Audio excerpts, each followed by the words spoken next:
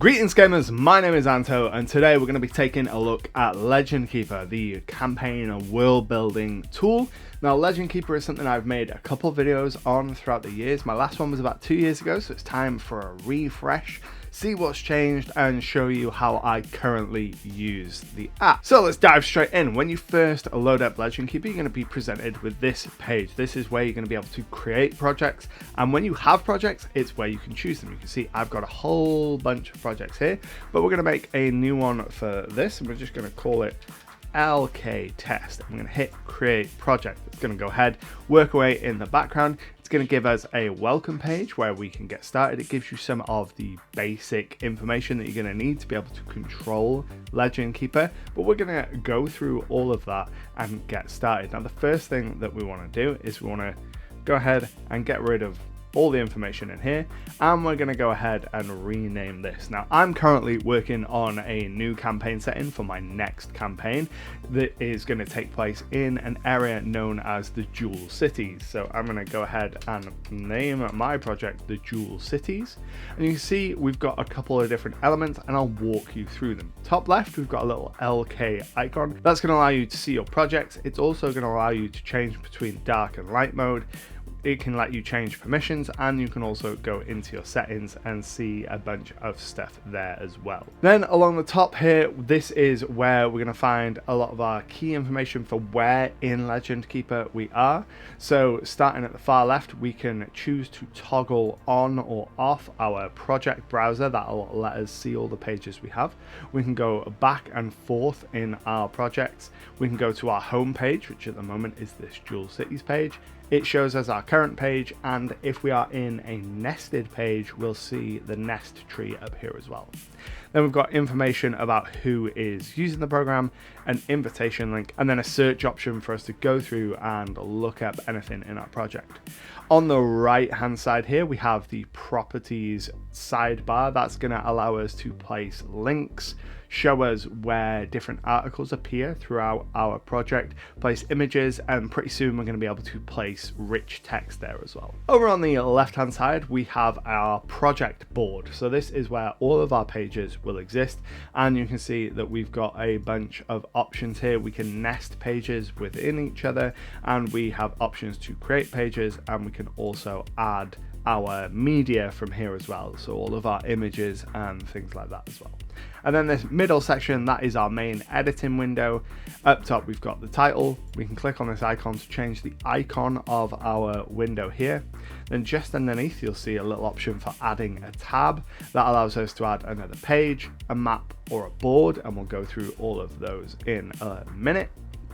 And then over in the three dots, we have the option to add a new tab, to change what our default sidebar is, whether we want to open or close. We can hide our project so that our players can't see anything. We can lock it so that we don't mess anything up, change who has permissions for it, duplicate it, move it, change it to be full width so we can make the full use of that space with our text.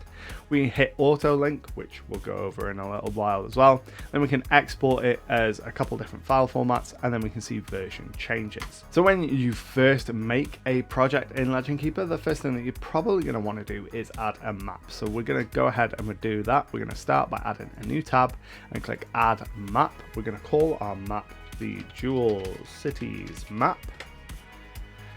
We're going to go ahead and click on that, and you can see there's no image here, and we've got this little prompt for add a map image. So we're going to hit that, we're going to upload our map. And once it's uploaded, we can click on our map, click select, and that will update our map tab with the map of our world. This is my current map for my Jewel Cities campaign.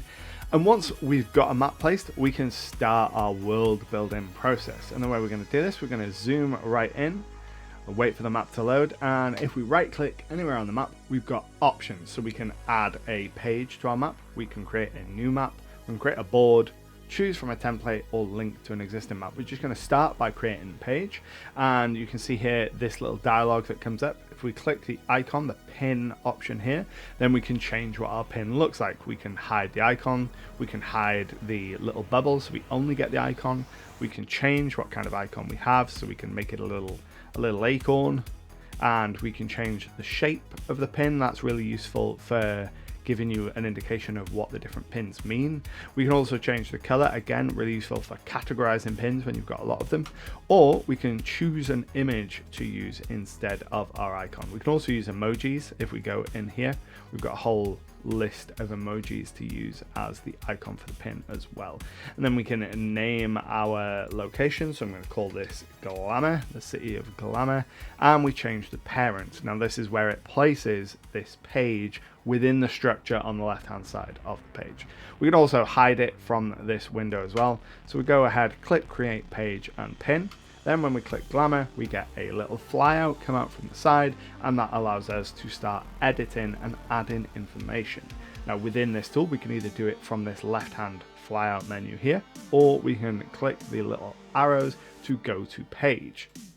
I'm going to go to page just so that we can see what's going on here unobstructed. Now here we have a typing tool, and you can see it says type / for commands or @ to mention any other elements. So if we hit / here, we can see we get a bunch of different options. Straight up top we get help. That's going to give you a list of different shortcuts and give you ideas on how to use this. Then we have all of these other options that will allow us to do different things within the tool. One thing that I like to do for locations is I immediately go ahead and I put in an info panel. Now this is a little breakout box that you can change the information in. You can change what color it appears as, or you can turn it into a secret if you want to, and you can put information in. I like to start off with some core information about a location, and then I usually like to put in a little secret so that I have places to make my GM notes, and anyone that doesn't have permissions to see secrets, so anyone that's not a project admin, isn't going to be able to see that, and I can keep some notes hidden without having to have hidden pages. Then if you wanted to, you can go ahead and throw in a layout, and that'll allow you to throw in some columns, maybe throw in a Wikipedia style column where you've got a big bulk of text on the left and then a little bar on the right with some core information, or however you want to do that. But you can also put little expanding options, so you can type a whole bunch of text into these but then collapse them. That's a good way to save screen real estate. You can put in dividers just to help break things up visually, and there's a whole bunch of other options within this / menu as well. This / menu is where you're going to find pretty much all of the visual options when working in your pages. At any point while you're working on your page, if you hit the @ key and start typing, you'll immediately get a list of potential articles to link to. You can see we only have one page at the minute, so it's just defaulting to link into the Jewel Cities. But if we go ahead and click that, we now have a link to the Jewel Cities page within our article. And when we hover over that link, we get a little flyout that gives us information on that location. As you can see, when we hover over that icon, we get nothing there. That's because we've got no information in our Jewel Cities article. But what if we wanted the map to show there? What if we wanted to be able to see the map at a glance while we're working on other things? Well, to do that, we'd go over to our Jewel Cities article, and we want to make sure that the map is the leftmost tab. Presently, whenever you're linking anything, or whenever you click a pin, it's going to show you the leftmost tab by default. So all we need to do, right click on our Jewel Cities map tab, hit move, and then hit move left. And then when we go back to Glamour, hover over Jewel Cities, you'll see that it loads in that map, and if you hover over that, you can zoom in. It won't show you the pins, you can't edit the map, but you can use it to get some context about what you're looking at.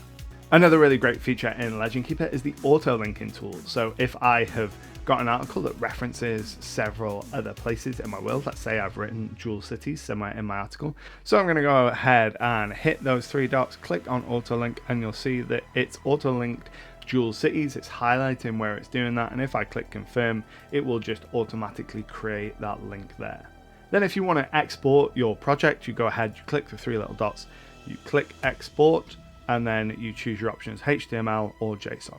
So to show you the full power of Legendkeeper, I'm going to jump into one of my existing projects here. I'm going to switch out and I'm going to go to Ishtar, which is my homebrew world, and then we're going to go to the Jewel Cities in Ishtar, and immediately you can see things are a little bit different. We've got a lot of pins going on in the Jewel Cities.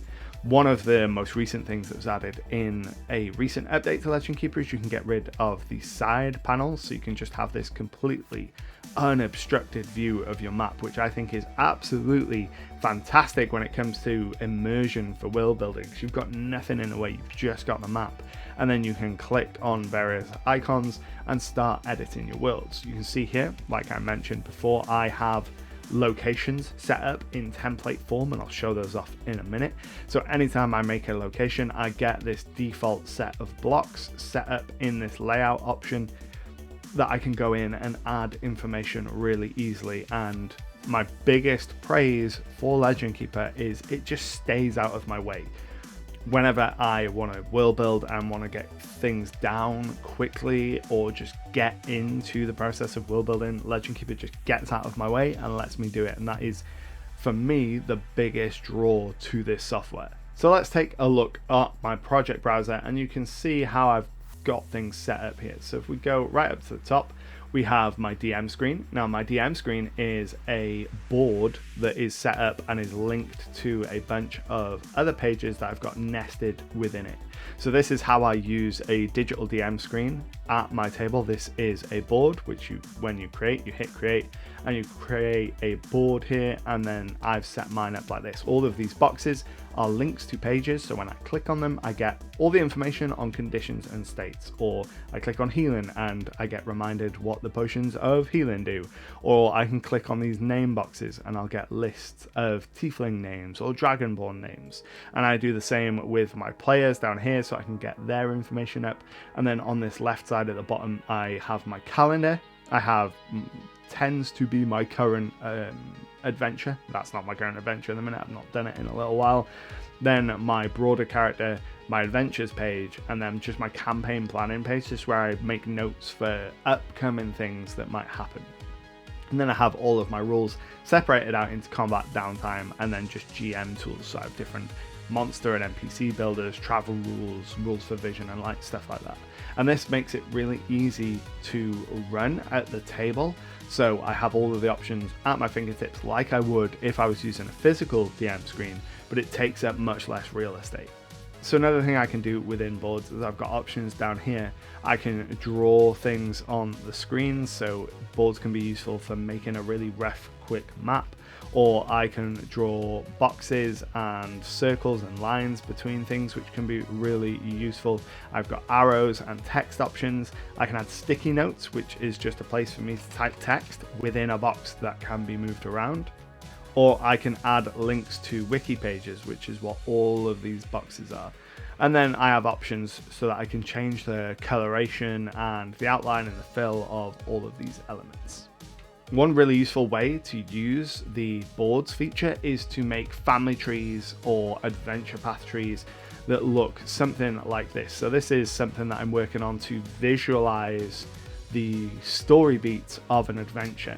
So you can see here we start off at the left with the quest trigger, that moves through to travel, then we have options for exploration, social or combat, that moves to a change of state, and then that either moves directly into rewards, so speaking to an NPC, to travel in, speaking to an NPC and rewards, and we can add layers, and all this is just sticky notes, text and arrows, but it helps me visualize the path through which players need to take in a typical adventure. And you can use this for family trees if you were to turn it vertically. You could use this for family trees, you could use it to make scratch notes, you could use it to plot out a map of a location where each of these sticky notes is a key location and you have a line between them, and just make a note of the distance between them. That's a really simple way to make a map. And you can do it with wiki articles as well. So drop an article for each of your locations, draw lines and note the distances, and you don't have to worry about being able to draw a really fancy map. And then I've got a section for adventures. This is where I keep track of what my players are going to get up to and where they're going to go. Then I have a calendar. All of my calendars are just, let's go ahead and click an option here. It's just a table with days of the week, days of the month, the weekdays, what session it is, what the date is, and then notes. And I just use those notes to keep track of what my players are doing. Then we come to the main section of this, which is the compendium. And you can see the compendium is a little bit different to all of the other places in my project, you can see that these have got this little hidden icon. Only admins can see hidden elements. The compendium doesn't, and that's because you can share Legendkeeper with your players and allow them to view articles and view information on your world and to contribute different elements to it as well. So if we go up here and click on the LK symbol and hit permissions overview, you can see that we can change who can see what. So this does it at top level, so the top level articles and then the things beneath them by default inherit their permissions. So if we go ahead and click compendium, you can see that at the moment it inherits setting from parent, and we can see we've got a couple of different options. So in places and beings, other members who aren't admin can edit these pages so that players can make notes and say, right, okay, this is what we found in this location, this is what we know about this person that we've met. And then in the players option, all of their options are inherit from parent, and their options in there, even though it's not showing, they can edit their own stuff as well. So by doing this, you can set up fairly complicated permissions down to the individual article so that your players can interact with exactly what you want them to be able to interact with throughout the entire project. And then in my compendium, I break things down into subcategories. So I have one for beings, and I put all of my NPCs in there. I have one for factions, for items, for the pantheon, for places, and then for the races of my world. And all of these are built using templates. So down the bottom here, you can see page templates. If I expand that, you'll see a bunch of different options. Let's look at the location as default. So this is a location template. It's a page, exactly the same as any other page, but when you bring it into this page templates folder, you can use it as a template when you make a new page. So any new page that I make that uses the location template will by default get all of these tables and the secret nodes and the information nodes and anything that I put in this right hand properties panel. All of that will get picked up by that new page, and that just speeds up the process of world building, because if I have a location, I don't want to have to set this up every time. I want to just be able to say this location and it inherits all of these elements, and I can just get to world building. So to end, I'll just really quickly show you how I've been using Legendkeeper to develop my Jewel Cities location. You can see if I zoom all the way out here and choose to cluster the pins down at this bottom right menu that is usually behind my face, I have the option to turn on pin dragging, which will let me move pins, or pin clustering, and then we've got some sizing options. So if I zoom right the way out here, you can see that we've got 186 pins on this map. Now most of those pins aren't detailed locations, so some of them, if I click on Mournburg, for example, Mournburg is a city, it has a map, it has a bunch of information about it, it's got images to help me set the scene, information about what's going on in the city. But then other places are just small little individual sentences or paragraphs to give me inspiration. So you can see there's a lot of these little question marks. Those are just little side quests or kind of story prompts or vignettes that the players can encounter when they're on the road. So if the players are traveling down this road, they'd encounter a soldier's widow who's traveling to the nearby location of Erin's Barrow with the ashes of her husband to lay them to rest. And that is all the information I need. I just want something so I know when the players are traveling along this road, they're going to encounter something. And being able to quickly add pins and edit the information within them is really useful for building up a lot of little moments all across your map, as well as building up really complex information about locations. I really hope you found this video useful and it's given you an insight into Legendkeeper. Legendkeeper is a paid app, but there is a 14-day free trial, I believe it is. I'll leave all the information for where you can find it down in the links below. This isn't a sponsored video. I have worked with Legendkeeper before. They have sponsored a couple of videos, and I've also done some live streams with Braden, one of the creative team behind Legendkeeper, but this particular video isn't sponsored. I just wanted to show off what was the current state of Legendkeeper and how I use it, because for my money, and I do pay for this every month, It's the best world building tool that's currently available. I used to use OneNote. I've completely moved away from OneNote. I've been using Legendkeeper pretty much exclusively now for about 2 years for running my game and running my session to session gameplay. And it's been absolutely invaluable for the process of world building. I'd love to know what you think of the tool down in the comments below. But until next time, happy gaming.